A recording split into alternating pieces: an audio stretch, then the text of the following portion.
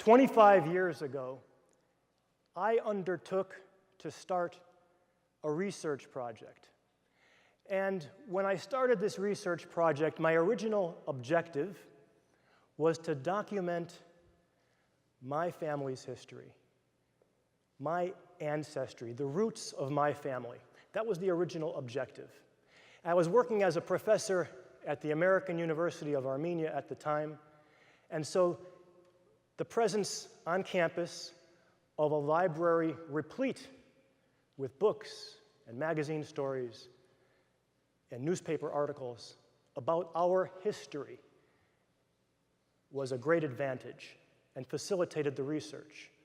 And so almost every day I would go down to this, what was at the time a musty, small, cramped library, and pull books off the shelf and read about the history of our people.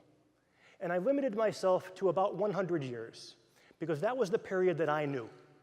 I knew my parents, I knew my grandparents. I could go back about 100 years. And so that's what I limited myself to during my book research.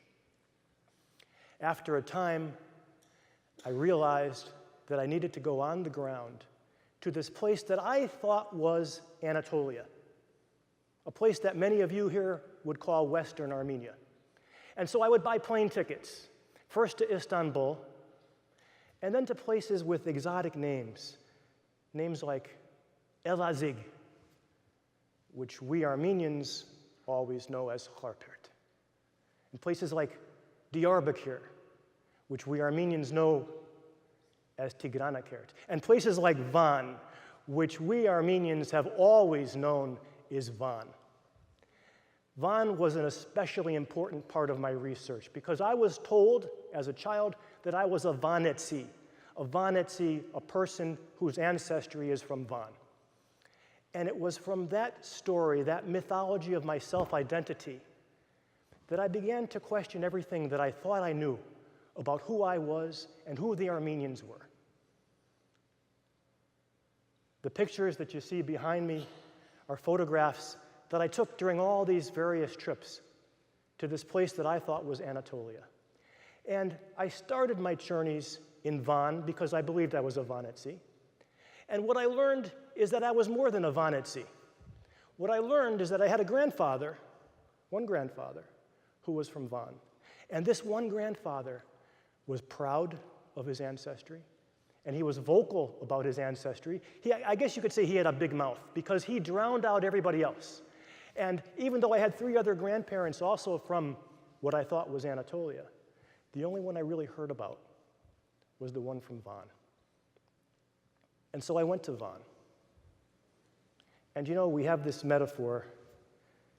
We build this family tree, and we talk about finding the different branches on our family tree. And when I went to Van, what I learned is that this family tree had been chopped down. The family tree had been felled in 1915. It had been cut up for firewood, and the firewood was burned in 1918.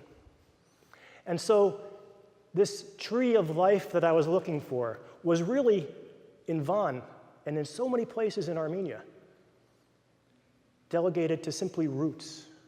But the roots were still there. And I found the roots, and I found the roots in Van. And I would take pictures, and I would document everything that I saw, not just in Van, but in all the other places in what I thought was Anatolia.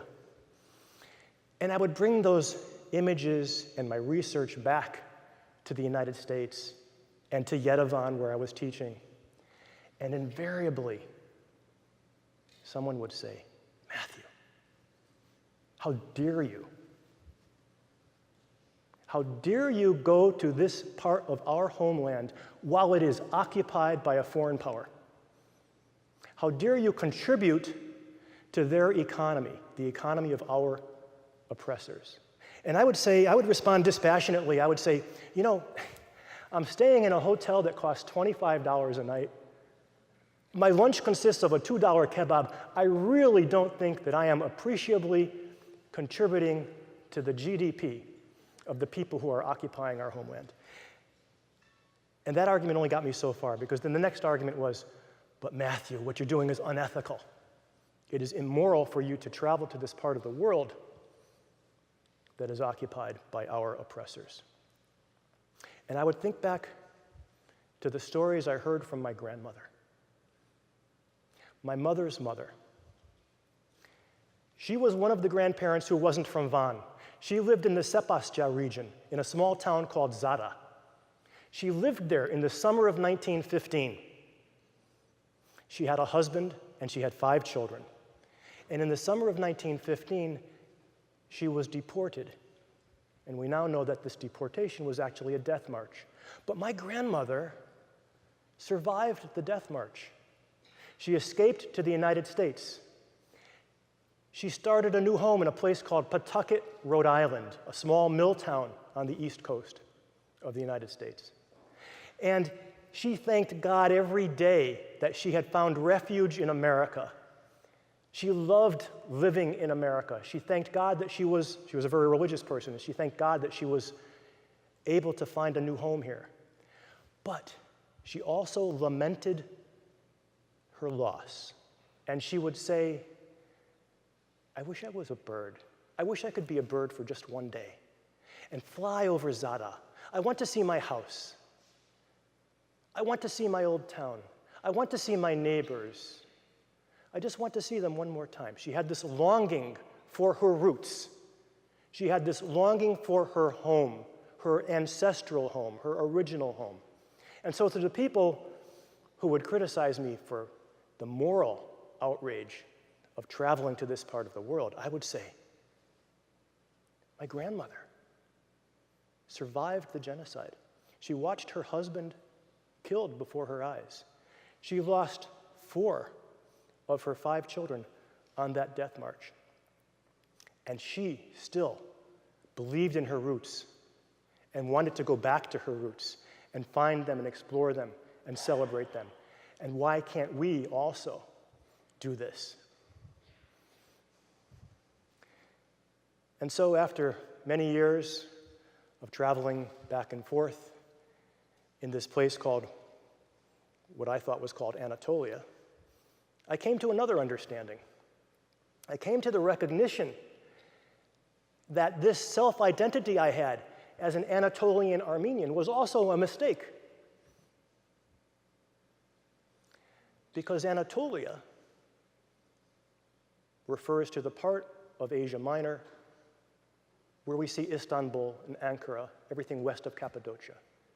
I realized I was not an Anatolian Armenian. And I would tell this to my friends in Yerevan, and they would say, "Well, we're Caucasian Armenians. We're from the Caucasus." And I'd say, "No, but you're not.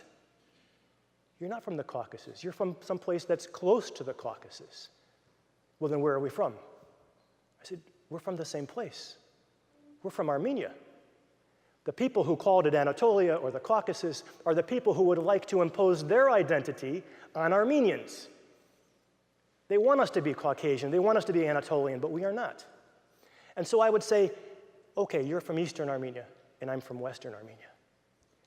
And this divide also caused me a great deal of angst, because I recognized that this also was an artificial divide, that it was a division into East and West only if you were somebody from Russia or from Turkey who wanted to see the Armenians divided in half. And so I came to recognize that I wasn't merely a Vanetsi, as my grandfather would have had me believe, but that I was an Armenian, and that I was from a place called Armenia, not Anatolia and not Western Armenia. And so after all these years of research, all these years making photographs of the lands of our homeland, I curated the pictures. I curated my research into one volume, and I published it about 3 weeks ago.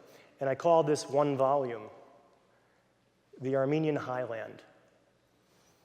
The Armenian Highland is a geographic term that referred to the homeland of the Armenians and was on all the maps for 3,000 years. The name disappeared largely only in about 1940. After the Armenians were either killed or expelled from Armenia in 1915, then began the work of changing the place names and removing the identity of the Armenians. And so I say to everyone here today, let's celebrate our roots. In order to look forward and to move forward, we have to know from whence we came. And so I invite you all to celebrate our ancestral roots today as we go about finding our route to seek out those roots. Thank you.